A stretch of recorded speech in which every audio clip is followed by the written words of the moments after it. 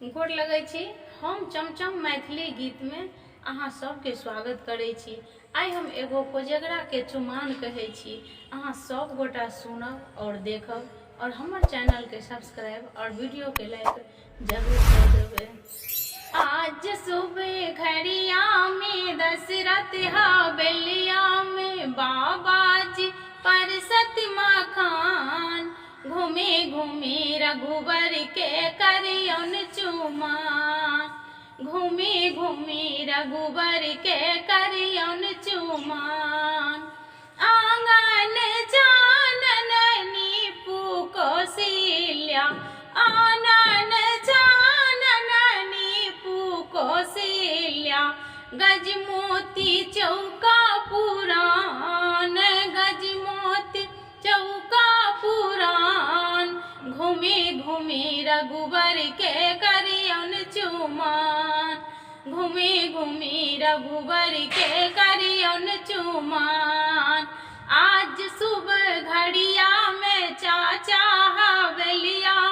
चाचा जी परसत मखान घूमे घूमे रघुबर के करियन चुमान न घूमे घूमे रघुबर के करियन चुमान कचही जे बसे केरा डलवा भुनाओल कचही जे बसे केरा डलवा भुनाओल ताही भरल दुबी धान ताही भरल अचमा खान घूमे घूमे रघुबर के करियन चुमान घूमे घूमे रघुबर के करियन चुमान आज सुबह घड़िया में दशरथ हवेलिया में बाबूजी परसत मखान घूमे घूमे रघुबर के करियन चुमान घूमे घूमे रघुबर के करियन चुमान अलसा कलश लाए पुरहर साजल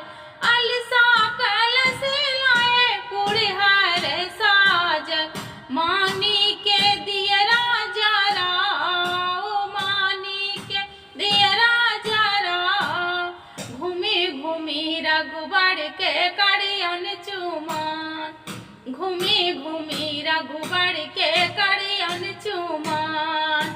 आज सुबह घड़िया में दशरथ हवेलिया भैया जी परसत मखान घूमे घूमे रघुबर के करियन चुमान घूमे घूमे रघुबर के करियन चुमान देसा ही देश के रामुनि सब आओ देसा ही देश के रामुनि सब आओ पढ़ा तू वेदो पुराण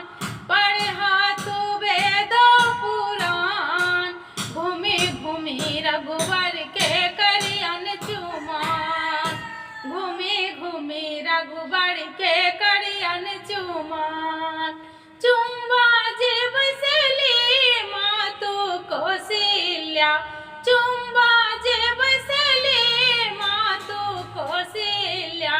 चुमलिया सीता श्री राम चुमलिया सीता श्री राम घूमे घूमे रघुबर के करियन चुमान घूमे घूमे रघुबर के करियन चुमान